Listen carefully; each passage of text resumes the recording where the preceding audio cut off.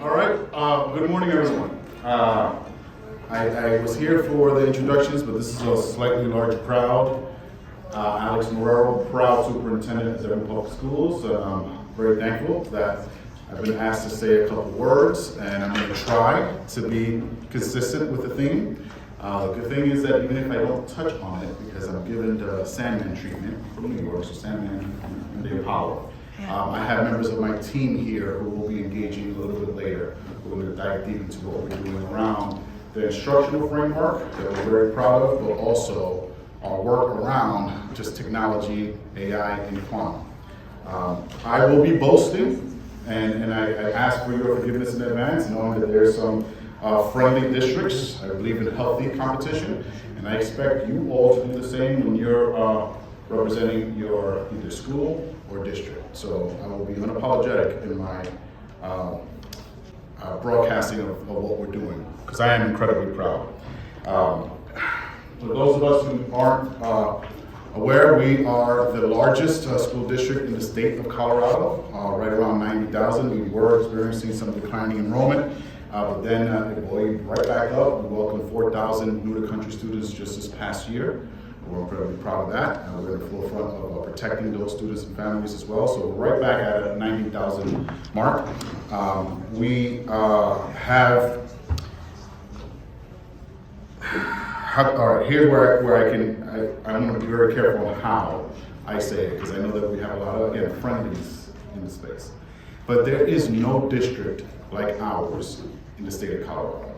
Here's some example, in a couple of the slides, you'll see what I mean. Right, so although we have districts that are large, the one that's hosting us right now is fairly large. They're roughly half our size. Right? We have some that make up maybe the same, and to the east of us. Some of you cut through there to get here, Aurora, but they're less than half our size. And those that are closer, like Jeffco, really do not have the makeup that we have. Say that because that's a precursor to a couple of slides a little bit later where we show how I tend to compare our progress across the nation. Knowing very well that we're still part of the makeup of the state of Colorado, but I also know that our challenges are different. And I say challenges not to say that they're harder, because I've engaged in some rural tours. So thanks to our folks in CASE, any CASE members here? I've been able to engage all the way east to rural Colorado, almost to Nebraska, and visit my colleagues and see their challenges are significant. And all the way down south, almost to the New Mexico border, and similarly, very different challenges. So it's not saying that it's harder, it's just that I don't think it's a fair comparison. Another reason why is that we are the largest employer. Some will say that we're the second, I say we're the first. In the entire state of Colorado. That's 17,000 employees. That's an enterprise. Right? The one that may be battling for first place with us is the city and county of Denver, because when they count the airport, but nonetheless, one of the largest employers. So this is paramount to what I'm going to show in terms of how we are looking to transform the organization as we rebound from COVID, which some of us, that was 5 years ago, but you'll see in some of the stats that I'm going to show that we have not recovered the way that we would want to, right? So the adult experience is, I think, the missing component in a lot of strategic plans across the nation. And in particular, when it comes to educational entities, I believe that sometimes we may take our educators and our adults for granted because we rely on what some of us use as fuel, which is the passion of why we wake up every day. So more of that. Here's the makeup of our schools. Well, over 200 schools, quite a bit of buildings. Well, and we're looking to establish a nice conference center like this. Isn't this lovely here? But we have a couple of vacant buildings that we're struggling on what to do after going through a grueling process of school closure. And now that's something that I would desire. We'll see what the community is asking us to do. So let me dive into, after I show you a little bit of the money that we grapple with. And this is actually a little bit outdated because we're right around the 1.5 billion mark. So back to us, yes, our core purpose is making sure that students have opportunities to succeed. Our core purpose is our students. but I would be remiss not to put it in perspective that we're running truly a conglomerate of an organization, at least here in the state. I'm proud of that 90%, and it's a struggle, especially for districts. A lot of our charter partners are incredibly successful in keeping their expenditures outside of the school to 10% below, and that's something that I strive to do. It's much more difficult for us as a district because we have different responsibilities that, let's say, a zone or a charter will. Like, for example, we authorize that. That's not something that they have to do. There are a lot more responsibilities that a district has to do. So being at 10% of resources used outside of the school is an incredibly proud point that I would like to just all right, I'm getting into strategic plan. Right. So the first thing I want to mention is we do not refer to our strategic plan, which it is a plan, as a plan. It is actually called the strategic roadmap, and here's why. There was a lot of lessons learned during COVID, and in particular for me. I was in the belly, I guess it was called ground zero or the initial containment zone. Anyone ever heard of New Rochelle, New York? Okay, I see a couple of hands, 4 hands. Now, when I say this, I'm sure a lot of your hands are gonna go up. The very first case of COVID in the States was in New Rochelle, and then Governor Cuomo responded, did some great work, and then went ending as a result. Do you remember that? Well, I was a superintendent during those days in New Rochelle. Right, so I was in the mix of that, engaging with former Governor Cuomo, who, when I hear, maybe even Mayor Cuomo in New York City in the future. So, strategic plans were shelved, and rightfully so, when we were in a crisis. Right? And sometimes you lose sight of your North Star, or all of those measures and metrics that are laid out, because you have to do what you need for your community and get into survival mode. Right? So it may seem insignificant, but for me, words do matter. So instead of plan, roadmap means that if we have to shelve or pause, deviate, we can pivot if the roadmap is clear that it allows for you to be nimble. Right? So lesson learned from my experience, but also some of the teachings that I saw from veteran superintendent Michael Hinojosa.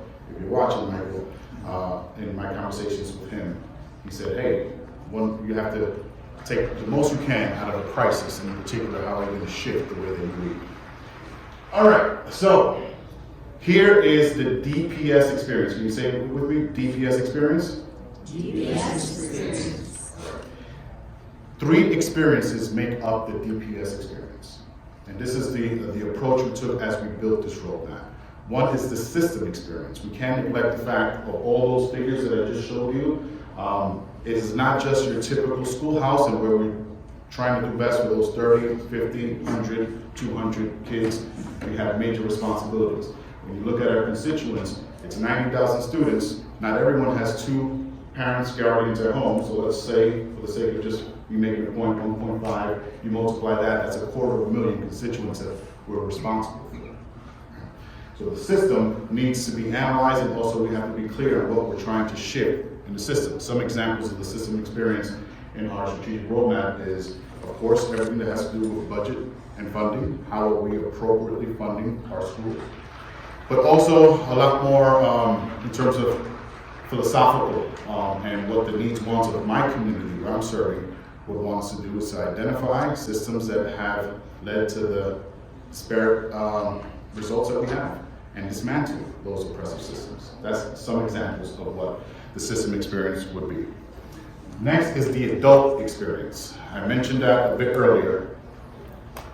And this is often neglected, in my opinion, and after I reviewed plenty of strategic plans, and in particular in education, which sounds so mind-boggling, but when you realize, again, that I feel like I'm also guilty of this. When I was a principal, I would 6 in the morning, 10 at night, and anybody who left in between those, I would look funny, like, whoa, you really don't care about these kids like I do, right? It's unreasonable for us to think that just because we have that passion, we went into this profession, that that's sustainable. And more so, I see what's happening across the nation. I live in fear, if you will, on how we're going to equip our scholars with professionals moving forward when we all have made this role so undesirable as educators as well. So I am well beyond just looking at the crisis. I believe that we're in the crisis, whether it's those institutions that prepare our educators, making it grueling, and then we don't do any better, we just really make it difficult for folks to be successful and really take the joy and the passion out of the job. So in our plan, we have very specific measures and targets for the adult experience, even more so as we rebound from COVID, and this was unveiled right after COVID, right before we started releasing the masking. It was during that era. And folks were, rightfully so, in a different space. Some needed their passion to reignite, and some needed to shift, and maybe we needed to go out and get some new talent. Often neglected in strategic plans, that is the adult experience, and ours is anchored, as you see, as part of it. It's proven to be invaluable. And even with that, it's been bumpy in terms of us really honoring the adult experience. We've gotten into our disputes with our union folks, and not because we're at odds, it's because it's a real challenge. So I don't know how other organizations are doing it, but they're perhaps not being as thoughtful as we are. And most importantly is the student experience, and that's where I'm going to spend the majority of the time this morning. It is the reason why we show up to work every day, no matter what it is. And I've gotten into a little bit of battles, but I'm happy that I've won these battles in every institution. It doesn't matter if you're the bookkeeper, it doesn't matter if you're the tech person, it doesn't matter if you're someone who's the mail courier down in Central. To me, you're an educator, right? Because you chose this. We know very well that my general counsel, I know very well my CFO can make triple their salary if they choose to go to the private sector. They've chosen DPS because they've chosen our mission and our purpose. So to me, they're an educator. So the adult experience is making sure that we are prepared to accept the fact that we're preparing students for jobs, careers, and experiences that don't yet exist. So who are we to instill our past on the present, or even our present on the present? So we have to shift, and that's consistent with the theme that you all are going to experience today at this symposium.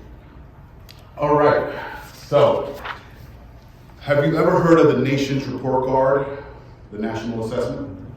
All right, have you heard of the TUDA, the Trial for Urban District Assessment? No. I see some nods, all right. So we all, whether we know it or not, are part of the national assessment. So how the National Governing Board decides on I guess, the test, no one knows what this is, so you can't teach to the test. And folks take it across the nation, and we do not know who's was I guess, part of the pool this last administration, which was last year in Colorado, but enough that's a representation of the state. That's what we know. But what we do know is that on top of that, there are 27 districts that are pulled out that are part of this trial urban districts. We're one of them, Denver Public Schools. And those are the others. And the next few slides, I'm going to show you how we've done, but also really illustrate that although we can proudly say that we're heading in the right direction, there's so much more work to do. So here is, the test is administered in grades 4 and grade 8. And in both in grade 4 and 8, it's literacy and math. So 4 data sets. 4th grade math, 4th grade literacy, 8th grade math, and 9th grade literacy. For our 4th grade reading, you see that we did fairly well when compared to the other TUDA districts. And these other TUDA districts are usually the largest in their state, very dense like us, very urban districts. See, we're doing fairly well. The comparison points that we see there, the entire state is reflected there. You see Colorado, and you'll see that in all the slides, did very, very well. Next to Massachusetts, they were the best. And Denver is in blue, and large cities, similar cities like ours, back to what I mentioned, that it's hard for me to identify a district here that is truly our peer. So I do result using this group as my peer group. When you look at our other assessment, you see that we did incredibly well, and this is an area where the nation really struggled, and you see that we're all the way towards the top. kudos to San Diego, they're doing incredible work across the board, and kudos to Washington, D.C. Although we've outperformed them, they showed the most growth during this administration. So with the exception of D.C. showing the most growth, with the exception of San Diego just being proficient in all areas, you can argue that DPS in Denver as a city was the best performer. That's me mostly very casual. When it came to math, it's a struggle, and this is an area where the entire nation has yet to rebound. Not as stellar, our performance compared to the other two, but you'll see that we're beyond the 50%. Right? So you'll see 11 and 12 respectively here. The reason I shared these slides with you all is to illustrate this. So I breezed through it, and I got a couple claps, thank you. I know where we are when compared to my peers. I know where we are compared to New York City. I know where we are compared to Los Angeles, Miami-Dade, Atlanta, San Diego, Austin, Dallas. We're doing fairly well. It cannot be disputed. It's clear. All right? But that assessment is every 2 years. It is also something that you can't necessarily prepare for because we don't know what they're going to ask. Right? So to me, it's a good pulse, but it's not something that we can truly use to inform our daily practice. So although it's encouraging, it still shows some areas that we need to improve. When you look at this slide, you'll see that that's the nation, Colorado, and then this quadrant is large cities like ours, and then us. I would ask you all what some takeaways, but I'm on a time constraint here, so I'll share what this slide tells us. It shows us very clearly with astronomical gaps between our white students and black students. So you see, what is that, 41%? Between our white, reflecting that dark, and that light teal blue, 19%. Clearly cannot be disputed, right? But when we put it in perspective, there's two ways to close gaps. Right? We can accelerate the trajectory of those who are underperforming, or those who are performing, they go downwards. I'm not subscribing to that theory, right? And unfortunately, our gaps are the largest, but you'll see the nation, the state, and large cities had their gaps closed in a way that we do not want our gaps to close. No one wants our white students to perform lesser than they did the last administration, and that's what happened across locally, similar districts, and across the nation. Not in our case. Our white students are outperforming a lot of white students across the nation. Arguably, they're 1, 2, 3, depending on how we're looking at the measures. That should be celebrated. What also should be celebrated is last administration to the most recent administration is that our students, our white students did well, but you'll see we are actually accelerating that trajectory incrementally. So we use this as an anchor to drive our work. So this is one of the most important components of our strategic roadmap, which is to accelerate the trajectory of our most marginalized communities. Although we're seeing bright spots, we use that as encouragement, but by no means are we saying that we have it all figured out. There's a lot of work that needs to be done. I also have this, false hope that eventually, if we're looking specifically at white students, you can't go beyond 100. I guess that's the third way that you can close the gap, right? When they get to absolute perfection, then everyone else catches up. A little bit of wishful thinking, but that's how I function and keeps me going. Here's how we are diving into the work that is the nuts and bolts of what defines what we do as an organization. This may seem, I guess, even rudimentary in the eyes of some, but again, COVID is real. Those other districts that I mentioned across the nation have yet to rebound. In those 4 areas, 3 out of the 4, we have rebound from pre-pandemic rates. The one area we're so close, the rest of the nation cannot say that. So we want to make sure that we have students at grade level or above, which is not something that is novel. We've all heard that. But I know what happened when I was in New Rochelle. I would walk out to the community, and it was a ghost town. Everyone was bunkered up. I saw learning pods in the affluent neighborhoods, and we had them close to like the Scarsdale and the Larchmont. If you know New York, that's where the Clintons live.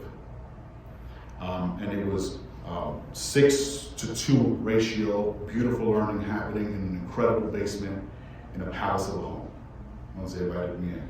Then I would go down south, closer to Mount Vernon in the Bronx, where I'm from. And if you know what the projects look like in New York, There's buildings around the corridor. There's a playground in the middle. All my students were there. They saw me. They scattered because they thought they were going to get in trouble because they were not on task. So those gaps just expanded widely. So not to take that for granted, bring joy back into the work, culturally sustaining work, which is under attack now. And if you haven't been following, we're in the forefront of defending that for our students. And linguistically sustaining, and here is where I may go too far, but it's important for me to know. I've mentioned local assessments. I've mentioned national assessments. Also internationally, we do know about the PISA scores, yes? PISA is the international assessment. Singapore, South Korea, Sweden, Switzerland, Finland, Estonia, all battling for first place. There are some others, Shanghai's, Qatar's. But those 6 in particular, I've had the pleasure as an adult, as a superintendent to visit. Aside from me really embracing world traveling, I do it purposefully to visit classrooms. I have 4 major discoveries for you. One is me being too much of a competitor, which is their classrooms don't look like my classrooms. They don't. No, it may sound terrible to say that bluntly, but they don't. Those figures that I opened up with were not reflected. I'm making some assumptions, but I asked enough questions. They're not my classroom, so I don't think it's a level playing field. Let me put that aside. Let me go with the 3 takeaways. Arts embedded into their culture and society. I think in that area, we're the closest as a nation to combat it. Then we have the respect towards the profession, which we have this terrible saying here in the States: those who can do and those who cannot teach. You've heard that before? Awful, despicable. But that's a perfect way for me to illustrate what's plaguing education here, and even more so now that it's truly under attack. Out in those countries, the best, the brightest, the most revered become the educators. And the last one is linguistically sustaining culture and the expectation that we've seen here, and it can't be disputed. Those dual language students, that's why I wear this proudly. It's not just 2 languages. They speak their native language, English, because I've been able to converse with every one of those scholars perfectly in English. Then it's a 3rd, 4th, sometimes 5th language that they've mastered. So that's what I believe we all need to do. The proof is in the pudding. If you believe in research, it's right there. I don't know why we struggle here in the nation when it comes to that. So with that in mind, we've doubled down on keeping the main thing, if you will, the main thing, right? So we know it's working in other places. So Qatar, Singapore, South Korea, Shanghai, very rigid in terms of their expectations in classroom and norms, even 6 days a week. Finland and Estonia on the other end of the spectrum, 7 years old is when they actually start to go to school. The home makeup and having joy is more important, but yet they're both battling for first place. So it's not about one or the other. It's all those other things that I mentioned. So what we're looking to establish is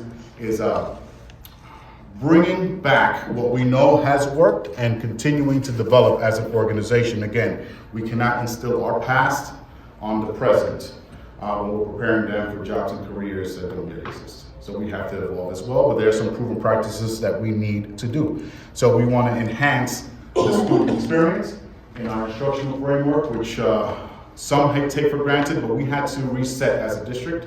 We really had to identify high quality instructional materials. You're going to hear from one of our best leaders in our nation, but also in our system a little bit later this morning, who's been able to explore flexibility, but also autonomy.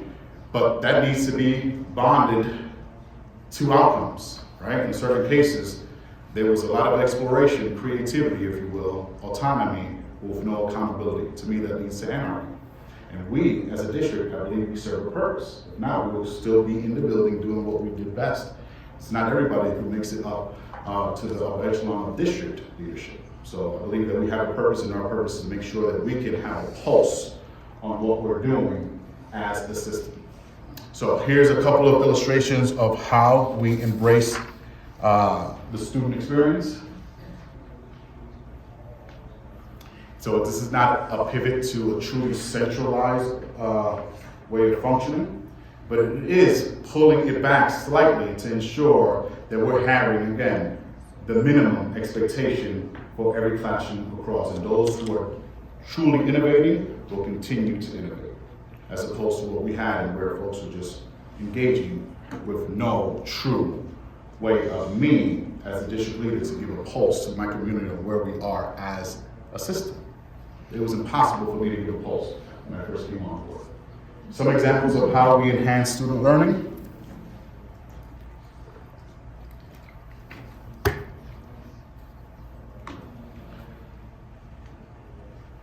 Some more. Don't need to breeze through all these, but you're going to hear from some of our experts in a moment. And one in particular, in the world of AI, which here's what I've noticed. And I saw this just this past week at AASA. Have you heard of that, the national organization?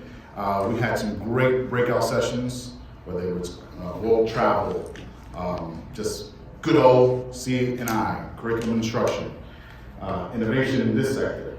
You put AI in the title, it's standing room only. Right?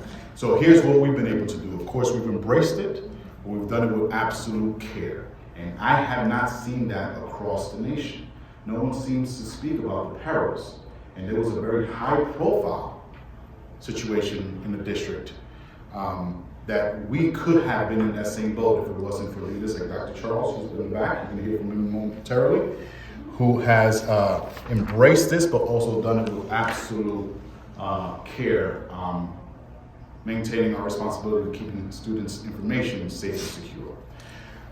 In a moment, we're going to share a little bit more about how you can access some of our toolkits, which again, we've been able to host here locally with our districts. A lot of the ones who are in attendance have participated in. Here's an example of our readiness toolkit.